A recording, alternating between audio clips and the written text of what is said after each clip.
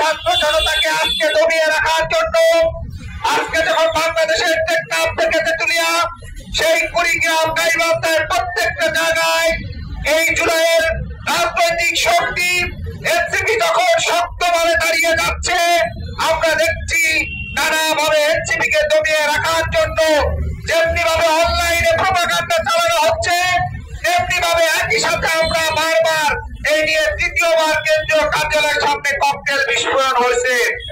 আমরা এর তীব্র নিন্দা জানাই।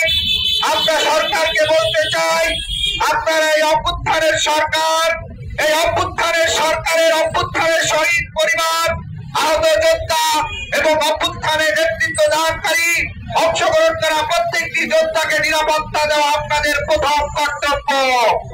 একই সাথে গণহত্যাকারী আওয়ামী লীগ, যুবলীগ, ছাত্রলীগের সন্ত্রাসীদের এখনো যারা ঘুরে বেড়াচ্ছে, যাদেরকে এখনো আটক করা হচ্ছে না, সেই বিষয়ে আপনাদের আমরা সুস্পষ্ট বক্তব্য চাই।